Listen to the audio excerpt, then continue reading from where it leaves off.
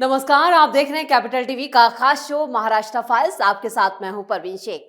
आपको बताएंगे कैसे धनंजय मुंडे पर बीजेपी ने किया खेल, एकनाथ शिंदे पर कैसे भारी पड़े फडणवीस, संजय राउत के बयान पर क्यों मचा है बवाल, क्यों अजीत पवार को दिखाए गए काले झंडे और कैसे धनंजय मुंडे ने कड़े किए तेवर। इसके अलावा जानेंगे कौन किसकी बढ़ा रहा है टेंशन, कौन किसे दे रहा है चुनौती।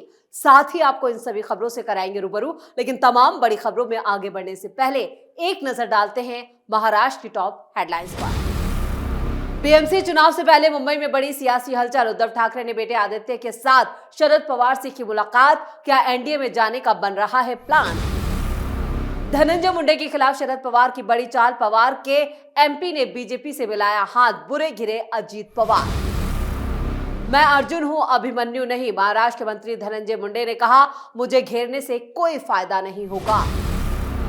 बीड सरपंच हत्या मामले में मराठा कार्यकर्ताओं का प्रदर्शन, दौरे पर आए डिप्टी सीएम अजीत पवार का विरोध, दिखाए गए काले झंडे। महायुति को लेकर विपक्ष ने उठाए सवाल, पहले एकनाथ शिंदे फिर अजीत पवार और अब बीजेपी नेता हुए नाराज।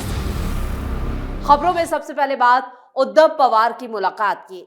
बीएमसी और दूसरे निकाय चुनावों की घड़ी करीब आ चुकी है। निकाय चुनाव से पहले महाराष्ट्र के विपक्षी गठबंधन महाविकास आघाड़ी में मेल मुलाकातों का दौर शुरू हो चुका है। शिवसेना यूबीटी के प्रमुख उद्धव ठाकरे ने सोमवार को एनसीपी शरद चंद्र गुट के प्रमुख शरद पवार से मुलाकात की। उद्धव सोमवार की दोपहर शरद पवार से मिलने उनके घर सिल्वर ओक पहुंचे। इस दौरान उनके साथ आदित्य ठाकरे और राज्यसभा सांसद संजय राउत भी थे। इस मुलाकात को लेकर महाराष्ट्र में सियासी हलचल तेज हो गई है, क्योंकि लंबे वक्त से उद्धव ठाकरे सीएम फडणवीस से अपनी नजदीकियां बढ़ाने में जुटे हैं और इधर शरद पवार को भी अपनी पार्टी बचाने के लिए बीजेपी की शरण में जाने का ही रास्ता दिखाई दे रहा है। और जिस तरह से उद्धव और शरद पवार के बीच मुलाकात हुई है, उससे साफ है कि ये लोग अब एनडीए का हिस्सा बनने का प्लान बना रहे हैं, चाहे फिर बाहर से ही समर्थन क्यों ना करना पड़े। क्योंकि उद्धव और शरद को अगर अपनी पार्टियां बचानी है तो सीएम फडणवीस की शरण में ही जाना पड़ेगा, यानी एनडीए का ही सहारा है।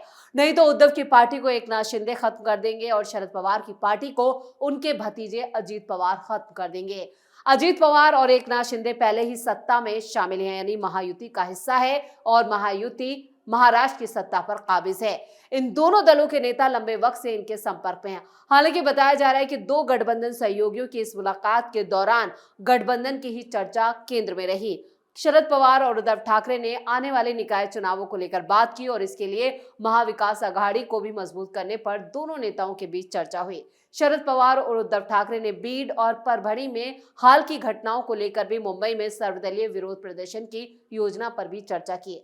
जानकारी के मुताबिक महाराष्ट्र में बढ़ती आपराधिक घटनाओं के विरोध में भी विपक्षी पार्टियां 25 जनवरी को मुंबई में विरोध प्रदर्शन करने वाली हैं और इस दौरान शरद पवार के साथ जयंत पाटिल भी मौजूद रहे। गौरतलब है कि महाराष्ट्र विधानसभा चुनाव नतीजों के बाद विपक्षी गठबंधन में शामिल दो बड़ी पार्टियों के बड़े नेताओं की ये पहली मुलाकात है। इंडी गठबंधन के अस्तित्व पर उठते सवालों के बीच शरद पवार ने पिछले ही हफ्ते ऐलान किया था कि महाविकास आघाड़ी नेताओं की जल्द बैठक होगी। पवार का बयान संजय राउत के उस बयान के बाद आया था जिसमें उन्होंने निकाय चुनावों के लिए अकेले ही मैदान में उतरने का ऐलान किया था। संजय राउत के बयान पर सियासी हंगामा बरपा तो उन्हें सफाई भी देनी पड़ी थी। लेकिन अब जिस तरह से उद्धव ठाकरे और शरद पवार के बीच मुलाकात हुई है, उससे कई सवाल भी खड़े हो गए हैं। खबरें तो यहां तक आ रही हैं कि अंदर खाने ये बात चल रही है कि शरद पवार और उद्धव ठाकरे की दोनों ही पार्टियां एनडीए का हिस्सा हो सकती हैं और बीएमसी चुनावों से पहले यहां पर बाहर से ही समर्थन देना ही सही, उस पर भी मोहर लग सकती है, क्योंकि इन दोनों नेताओं को अपनी पार्टी बचानी है। और महाराष्ट्र की सियासत को अब तक देखें तो ये मुमकिन भी लग रहा है, नामुमकिन कुछ भी नहीं है। अब देखना ये होगा कि यहाँ पर एनडीए के दरवाजे जो हैं वो उद्धव और शरद पवार के लिए खुलते हैं या नहीं। खबरों में अब बात बीजेपी के खेल की। देवेंद्र फडणवीस सरकार के मंत्री धनंजय मुंडे को घेरने के लिए शरद पवार के एक सांसद ने बीजेपी से हाथ मिला लिया है। दरअसल सरपंच संतोष देशमुख के मामले में बीजेपी का स्थानीय नेतृत्व काफी उग्र है। वो देवेंद्र फडणवीस सरकार में एनसीपी कोटे से मंत्री धनंजय मुंडे पर लगातार निशाना साध रहा है। मुंडे एनसीपी कोटे से मंत्री और इस वजह से अजीत पवार भी हैरान है कि महायुति में होने के बावजूद बीजेपी का स्थानीय नेतृत्व आखिर इस मामले को क्यों धार दे रहा है। इस बीच अजीत पवार की एनसीपी का शिरडी में सम्मेलन हुआ। संतोष देशमुख हत्याकांड में आरोपी वाल्मीकि कराड के कारण चौतरफा मुसीबत में फंसे मंत्री धनंजय मुंडे भी इस कार्यक्रम में शामिल हुए। उन्होंने इस बात पर अफसोस जताया कि एक खास समुदाय को निशाना बनाया जा रहा है। उन्होंने अप्रत्यक्ष रूप से नेतृत्व से यह भी कहा कि पार्टी के लिए किए गए कामों को ध्यान में रखकर ही कोई कदम नहीं उठाना चाहिए। प्रदेश प्रांतीय अध्यक्ष सुनील तटकरे ने भी धनंजय मुंडे को मेहनती धनुभाव कहकर उनका समर्थन किया और इस बात को ध्यान में रखते हुए कि एनसीपी के कई आरोपों के बावजूद धनंजय मुंडे का समर्थन करे। दूसरी तरफ बीड में बीजेपी विधायक सुरेश दास, शरद पवार गुट के विधायक संदीप क्षीरसागर और बीड से ही शरद गुट के सांसद बजरंग सोनवड़े की तिड़की ने मुंडे के खिलाफ मोर्चा खोल दिया और इन लोगों ने मुंबई में मार्च का फैसला किया है।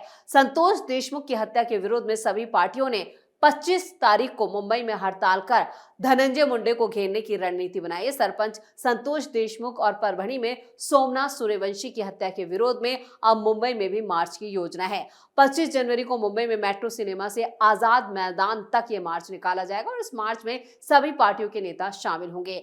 मराठा आरक्षण आंदोलन के नेता मनोज जरांगे के शामिल होने की फिलहाल कोई जानकारी नहीं है और मराठा और कुछ दलित संगठनों ने सीनियर नेता शरद पवार से भी मुलाकात की और 2 हत्याओं के संदर्भ में मराठवाड़ा में बिगड़ती सामाजिक स्थिति को लेकर उनसे चर्चा की गई। इस बैठक के बाद संगठन विरोध मार्च निकालने पर सहमत हुआ है। शरद पवार ने संगठनों को आश्वासन दिया है कि पीड़ित परिवार को न्याय दिलाने की लड़ाई में वो साथ रहेंगे। देशमुख की हत्या में आक्रामक तेवर अपनाने वाली बीजेपी विधायक सुरेश धस लगातार कह रहे हैं कि वाल्मीकि कराड दोबारा जेल से बाहर नहीं आएंगे। वो ये भी कह रहे हैं कि धनंजय मुंडे भी जेल जा सकते हैं। बीड, परभणी और जलाना, धाराशिव और पुणे के बाद अब सर्वदलीय मार्च मुंबई में होगा। उधर दलित कार्यकर्ता सोमनाथ सूर्यवंशी और विजय वकोड़े के मामले में न्याय की मांग को लेकर परभणी से मुंबई तक लंबा मार्च 25 जनवरी को महानगर पहुंच रहा है और इस लॉन्ग मार्च में करीब 3000 कार्यकर्ता शामिल हुए हैं। लॉन्ग मार्च के समापन पर भीम आर्मी के नेता सांसद चंद्रशेखर आजाद की भी विशेष मौजूदगी रहेगी। यानी पूरी तरह से यहाँ पर एक अलग तरह की सियासी खिचड़ी पकाई जा रही है। अजीत पवार को घेरने की पूरी कोशिश इस मार्च के जरिए होने वाली है। खबरों में आगे बढ़ते हैं। मंत्री और एनसीपी के विधायक धनंजय मुंडे झुकने को भी तैयार नहीं है। इस बीच उन्होंने महाभारत का हवाला देते हुए दावा किया कि उन्हें अभिमन्यु की तरह नहीं घेरा जा सकता क्योंकि वो महान धनुर्धर अर्जुन है।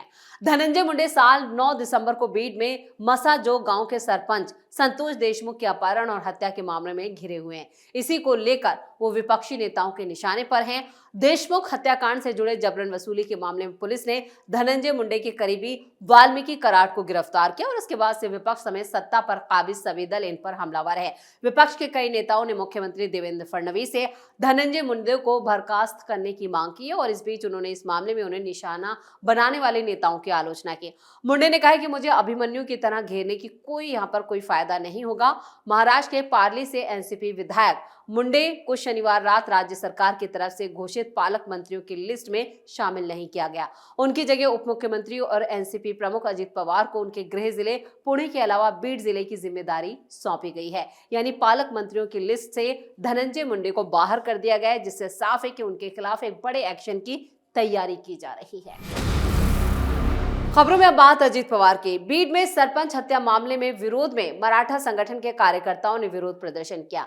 उन्होंने सोमवार को जलाना में डिप्टी सीएम अजीत पवार को काले झंडे दिखाए। दरअसल अजीत पवार राष्ट्रवादी कांग्रेस पार्टी की जिला इकाई के एक कार्यक्रम में शामिल होने आए थे। मराठा महासंघ के जिला अध्यक्ष अरविंद देशमुख ने प्रदर्शन का नेतृत्व किया। कार्यकर्ताओं ने सरपंच बीड के मसजो गांव के सरपंच संतोष देशमुख की हत्या और हिंसा के सिलसिले में गिरफ्तार दलित व्यक्ति सोमनाथ सूर्यवंशी की न्यायिक हिरासत में मौत की आलोचना करते हुए नारेबाजी की। मराठा महासंघ के जिला अध्यक्ष अरविंद देशमुख ने कहा, अजीत पवार बीड के संरक्षक मंत्री हैं। उन्हें बीड में सरपंच और परभणी में दलित व्यक्ति के परिवारों को न्याय सुनिश्चित करना चाहिए, यानी न्याय का भरोसा देना चाहिए।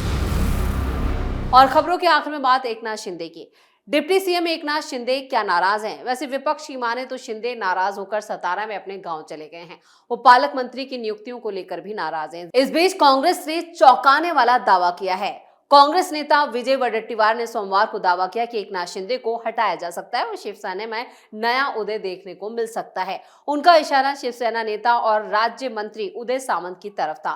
कांग्रेस नेता ने नागपुर में कहा, मौजूदा राजनीतिक परिदृश्य में एकनाथ शिंदे की स्थिति बहुत खराब है।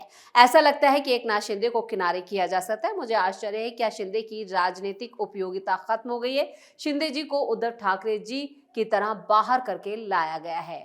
इधर बीजेपी पर हमला करते हुए वडेट्टीवार ने दावा किया कि महाराष्ट्र में ऐसी राजनीतिक स्थिति बन सकती है जिसमें शिवसेना का तीसरा उदय होने की संभावना है।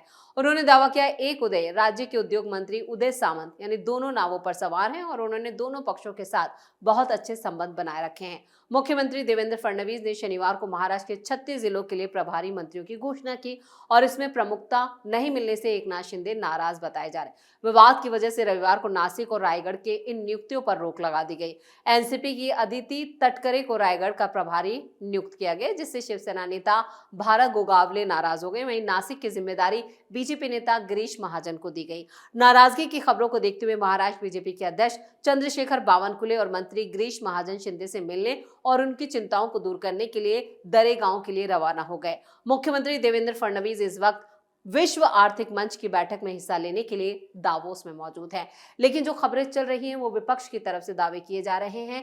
इधर महायुति ने इन सभी खबरों को खारिज कर दिया है। लेकिन एकनाथ शिंदे क्या वाकई में नाराज हैं? और क्या अगर एकनाथ शिंदे नाराज होते हैं तो उनकी ही पार्टी में यहाँ पर उदय सामंत भी एकनाथ शिंदे की तरह उभर सकते हैं? जिस तरह शिवसेना में उद्धव ठाकरे से बगावत एकनाथ शिंदे ने की थी, तो अब कांग्रेस का दावा है कि उदय सामंत जो हैं वो एकनाथ शिंदे से बगावत कर सकते हैं। तो महाराष्ट्र की सियासत में क्या कुछ हो जाए कहना मुश्किल नहीं है, क्योंकि महाराष्ट्र की सियासत फिलहाल काफी उलझी हुई नजर आ रही है। तो महाराष्ट्र फाइल्स में खबरों का सिलसिला यहीं खत्म करते हैं। बाकी खबरों के लिए आप जुड़े रहिए कैपिटल टीवी के साथ। इसके साथ ही वीडियो को लाइक करें, शेयर करें और कैपिटल टीवी को सब्सक्राइब जरूर करें। धन्यवाद।